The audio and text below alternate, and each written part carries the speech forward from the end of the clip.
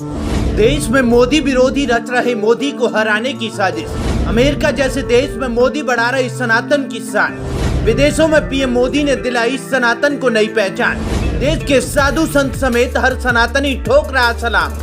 यहाँ देश के अंदर प्रधानमंत्री मोदी को हराने के लिए विपक्ष में बैठी सभी पार्टियां बैठक कर रही हैं, जिनको जनता ने नकार दिया है। अब वो प्लान कर रही हैं कैसे आने वाले 2024 के लोकसभा चुनाव में प्रधानमंत्री मोदी को हराया जाए। वहीं दूसरी तरफ प्रधानमंत्री मोदी जो अमेरिका के दौरे पर हैं, जहां रहते प्रधानमंत्री मोदी ने देश के सभी सनातनियों का दिल जीत लिया। बताएंगे इस खबर में कैसे प्रधानमंत्री मोदी ने सनातनियों का दिल जीता है, क्योंकि आज देश के अंदर हर सनातनी के साथ साथ देश के साधु संत भी प्रधानमंत्री मोदी को सलाम ठोक रहे हैं। क्योंकि आज से पहले जो देश में सरकारें रही, उन सरकारों में जो प्रधानमंत्री रहे, वो कब विदेशी यात्रा पर जाकर वापस आ जाते थे ये भी पता नहीं चलता था।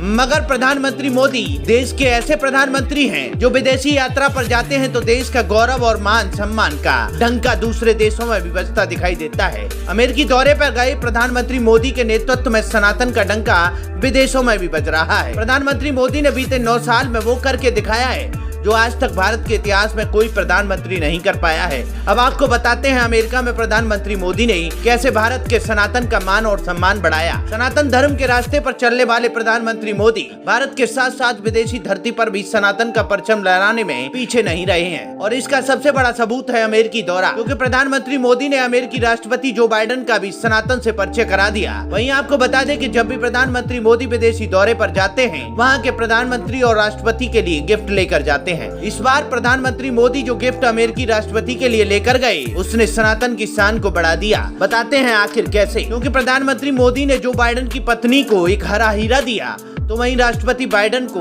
दृष्ट सहस्त्र चंद्रों के 10 दान दिए। अब आपको बताते हैं कि दृष्ट सहस्त्र चंद्रों के 10 दान क्या क्या हैं। दृष्ट सहस्त्र चंद्रों का मतलब है यानी 1000 पूर्ण चंद्रमाओं के दर्शन कराना। हिंदू परंपराओं में सहस्त्र पूर्ण चंद्रोदयन के मौके पर 10 अलग अलग वस्तुओं को दान करने की परंपरा है। इसमें गोदान, भूदान, तिलदान, हिरण्य दान, अजय दान, वस्त्र दान, गुड़ दान, रौप्य दान, लवण दान की परंपरा है। इसी के तहत प्रधानमंत्री मोदी एक बड़ा डब्बा लेके गए, जिसमें 10 छोटे छोटे डिब्बे थे। जिसमें पहले डिब्बे में गोदान यानी गाय के दान के लिए गाय की जगह चांदी का नारियल था, जिसे बंगाल के कारीगरों ने बनाया था। दूसरे डिब्बे में भूदान यानी भूमि के दान के लिए भूमि की जगह कर्नाटक के मैसूर के चंदन की लकड़ी दी गई है। तीसरे डिब्बे में है तिल दान, इसमें तमिलनाडु से मंगाए गए सफेद तिल को रखा गया। चौथे डिब्बे में सोने का दान, जिसमें 24 कैरेट शुद्ध और हॉलमार्क वाले सोने का सिक्का है, जिस पर ओम लिखा है। इसे राजस्थान में हाथ से तैयार किया गया है। 5वें डिब्बे में है अजय दान यानी घी का दान, जिसमें पंजाब से लाया गया घी रखा गया है। छठे डिब्बे में है वस्त्र दान यानी